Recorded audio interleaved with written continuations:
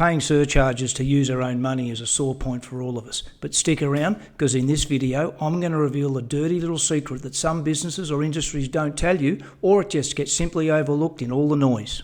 G'day everyone, it's Mr. Grumpy here from Living Life Today, and after spending the best part of 6 or 7 years living in the UK and travelling around Europe and other parts of the world where these charges don't exist, I'm absolutely staggered how accepting Aussies are of them.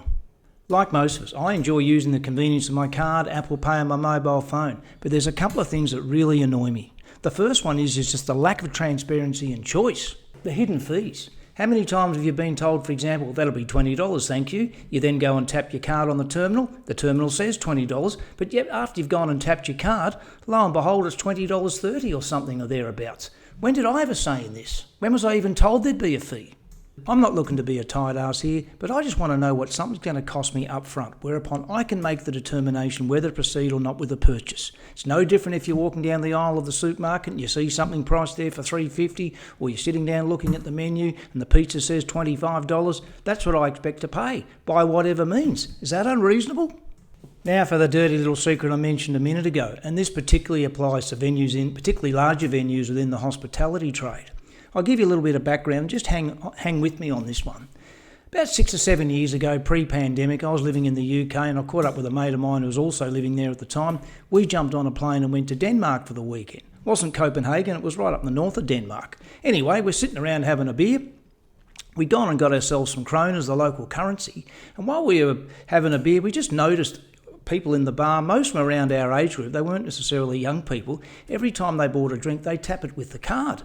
We thought, okay, that seemed a bit, that at the time was a bit ahead of its time in the UK and other places. And my mate said to me, geez, I wish we had that when I had the pub. I said, what do you mean? Well, there's no cash.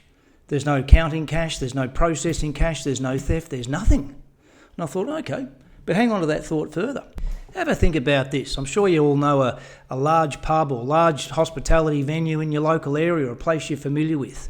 Imagine if, say, from 4 o'clock in the afternoon on a Friday, right up until close of business on a Sunday, everybody decided, right, we're going to pay cash. No cards, only cash. What would that mean for the venue? Well, they'd have to have more staff to clear out the tills. They'd have to have extra staff to count the money. They'd have to have someone in the office counting it all weekend. They'd have to store it on the premises. They'd have to have extra security to escort the staff member to the cash room to count the money. They'd have to have extra security there the whole weekend because they've got cash on the premises. They've then got to take it to the bank. They might even need cash services for it. So yes, they've got an extra cost by facilitating the card payment, but how much in costs are they actually saving? This is I've done a lot of research on this, and there's absolutely no discussion about this in any of the grizzling you hear about people paying the costs and the venues complaining. Now, I'm excluding small business in here because I do understand that they're in a different cost base to some of these bigger places, but these bigger places are just going to town with this.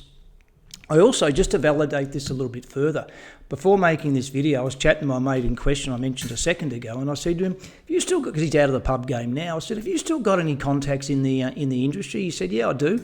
As a matter of fact, I'm catching up with one for lunch in a few days' time." I said, do me a favour, mate. Run it past him and see what their position is in relation to having no cash and reducing all those costs that I just mentioned about. So I said, how'd you go? Did you speak to your mate? He said, yep. And what was his response? His response was, we're rejoicing because this is the first time we can actually pass on a cost in full without having to adjust our prices. And guess what? The customer's quite happy to accept it. And as he mentioned, he confirmed he stripped all those other costs out of the business. So I'm not buying this bit that there's extra costs involved. So what can we do about it? Well, the Australian government has pledged to ban surcharges for debit cards from January the 1st, 2026. That's still a year away. Guess what I do, guys? I just use cash in those sort of situations now. Cash, yes, people say it's hard to get hold of. Banks don't want to facilitate it. And to agree, yes, that is correct. Local branches of mine have closed, but I know where the ATMs are, and I just make it part of my routine to swing past and get cash when I need it. And the other good thing about cash is when you're actually buying your morning coffee, instead of paying the surcharges, use the change to tip the staff. Next time you go into your cafe or your coffee shop, check the tips jar. I bet it's looking pretty sick and sorry. And on the subject of banks, and adding to the other two certain things in life, the third thing is we all bitch and moan about them. Why are we just giving them more money voluntarily and deliberately? Anyway, guys, my views or practices probably won't change a bloody thing. but at least it's one small way that me, you and us as consumers can be armed with options when we're going to make purchases, rather than just be led down a pathway of bullshit where we have no choice. We do have choice. I've given you a bit of an option, but you know what? That's just what I think. I'll be really keen to hear what you think. If you've enjoyed the video today, guys, be sure to give it a thumbs up, hit the subscribe button, and I'll ensure Mr. Grumpy's not in the next one, and I'll be with you then. See you later. Bye for now.